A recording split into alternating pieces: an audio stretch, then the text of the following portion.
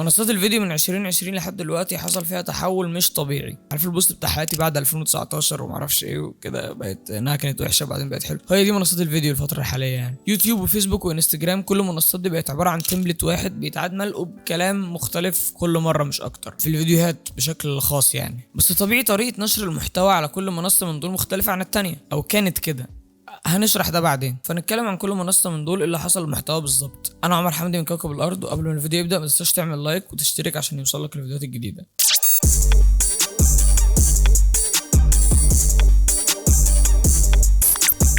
في اواخر 2019 كان في مخاوف عن مرض جديد بدأ يجي من الصين.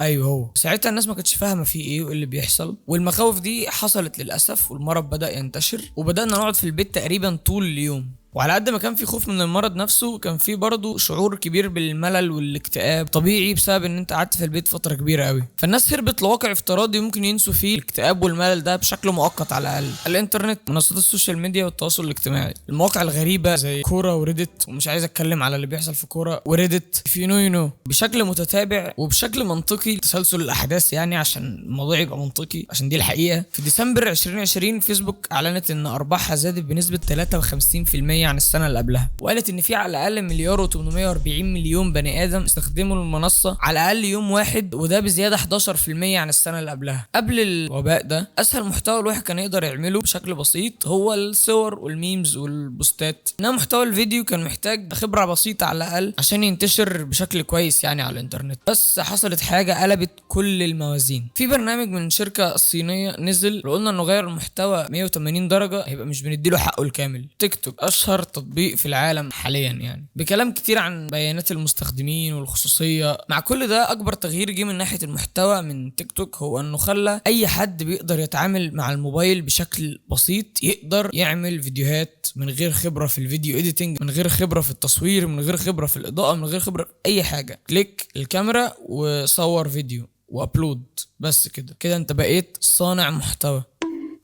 خلونا نفكر في الموضوع ده شويه. هل لما انت فتحت الابليكيشن وصورت كام لقطه على ساوند من اغنيه معينه كده انت بقيت كونتنت كريتور؟ كتير بنسمع كلمه انفلونسر او كونتنت كريتور، بس المشكله ان نسبه كبيره من الناس اللي بيتقال عليهم كده اخر كام سنه ما لهمش اي علاقه بالكونتنت ولا بالكريشن. قبل ما تهاجمني تعال الحل بشكل عبيط وسطحي جدا، ولكن ممكن نفهم منه يعني ايه صانع محتوى. صانع يعني شخص بيستخدم موارد موجوده عشان ينتج منتج معين ويصدر المنتج ده. محتوى هنا بتستخدم في جمله صانع محتوى بمعنى اي منتج ديجيتال تقدر تنزله على الانترنت في العصر الحالي يعني، صوره، فيديو، اغنيه، مقاله، اي حاجه بتنزل دلوقتي على الانترنت. عمليه صناعه المحتوى او الصناعه بشكل عام بتحتاج حاجتين اساسيتين عشان المنتج ده يبقى كويس: الموارد والابداع. الجدال بيحصل لما بنيجي نتكلم على صناعه المحتوى في فكره ان ممكن يكون عندك موارد، كاميرا نظيفه، اضاءه كويسه، عندك برامج المونتاج اللي انت محتاجها، عندك مايك كويس، ولكن مفيش محتوى خالص، مفيش ابداع. انت عندك موارد بس ينقصك الابداع، زي فيديوهات الاكل.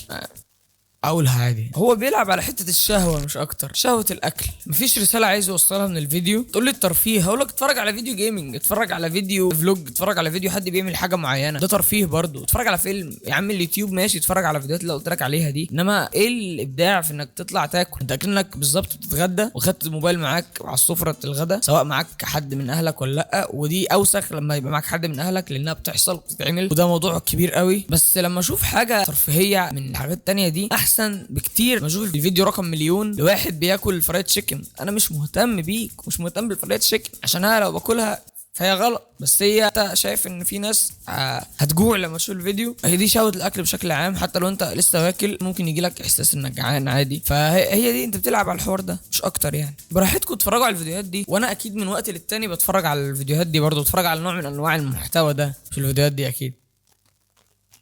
بس يا ريت لو تعمل حاجه زي كده يبقى في انتاج شويه، تصوير، تلوين، اخراج بسيط يا عم، استعرض الموضوع بشكل كويس عادي. في فود بلوجينج كويس على فكره ونضيف وبيطلع بفيديوهات جميله جدا. مش هذكر اسماء عشان ما بحبش اذكر اسماء حد كتير، بس في ناس كتير في مصر وفي الوطن العربي بشكل عام بتعمل الحوار ده كويس. بس الاغلب اللي بقى دلوقتي الناس كلها دايسه فيه، انت جيب لي فيديو انت بتتغدى، صور حتى موبايل ما مساحتش عدسه الكاميرا، حتى انت مصور بالبلور اللي بيبقى موجود بسبب الخرا اللي على الكاميرا. الموجه بتاعت صناعه المحتوى اللي شغاله اليومين دول خلت اي حد عنده اكسس على الانترنت يبقى عايز بكل الطرق، سواء كبوستات عاديه، سواء صور، سواء فيديوهات، ان هو يصدر صوره غير كامله وفي بعض الاحيان غير حقيقيه تماما عن حياته، وده في مقابل فيرتشوال انتراكشنز او تفاعلات افتراضيه، عشان ما تقولوش ان انا بتكلم كلام انجليزي في نص الكلام وفين الهويه وفين الكلام ده.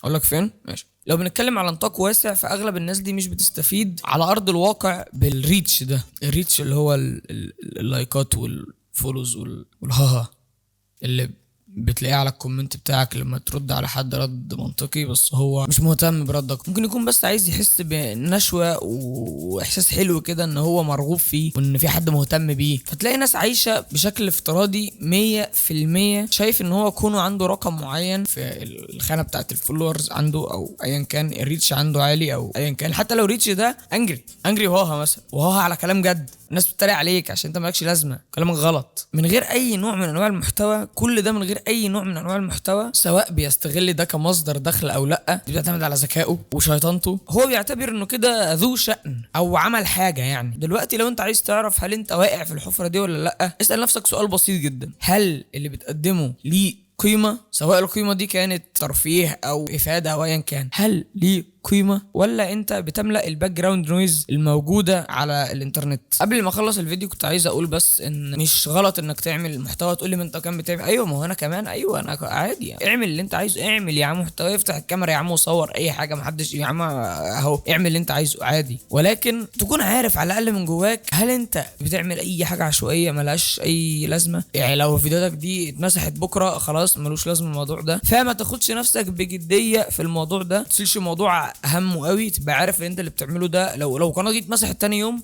لو يعني مفيش مصدر دخل منها غير كده، لو اتمسحت محدش هيتاثر، حتى انت مش هتتاثر، يبقى انت كده فاهم بتعمل ايه. كل واحد يعمل الحاجه اللي هو عايزها عادي جدا، ولكن خليك عارف انت بتعمل ايه بالظبط. ولو ملوش قيمه فهل هو ضار للناس؟ لما في حاجات كتير ملوش قيمه عادي. الريلز اللي انا بشوفها على الانستجرام دي اغبى حاجه في الدنيا، بس بحبها عادي، والشخص اللي بيعملها طبيعي بنسبه كبيره المنطقي انه يكون مش واخد نفسه بجديه، هو بيهبط. لو بيعمل اعلانات، لو بيعمل ايا كان، ودي حاجه حلوه برضه، هو ذكي على فكره، هي الحاجه اللي بيعملها مش ضاره، ده ضحك يعني، والضحك ده هو عارف يجيب منه فلوس، هو كده ذكي. بس يكون عارف ان هو مش بيعمل حاجه اسطوريه، مش بيعمل حاجه بتغير العالم، مش بيعمل حاجه بتاثر حتى في العالم، لا، انت ماشي بتضحك الناس وحاجه حلوه، بس خليك عارف انت بتعمل ايه، وخليك عارف الصح فين والغلط فين، والدنيا هتبقى كويسه يعني. والكلام الجميل ده انا مش عارف خلص الفيديو ازاي الصراحه. شكرا لو وصلت لحد هنا، ما تنساش تعمل لايك لو الفيديو عجبك، اشترك في القناه، وفي فيديوهات جايه، ان شاء الله في فيديوهات جايه. بص لي كده ليه؟ في فيديوهات جايه، استنوا فيديو، مش لسه ما حددتش جدول بالظبط يعني، بس بعد الفيديو ده ان شاء الله في فيديو قريب، والدنيا هتبقى حلوه، وهننزل محتوى وهنعمل كل اللي انتوا عايزينه واللي انتوا مش عايزينه، عشان مش فارق لي معايا رايكم يعني. وسلام.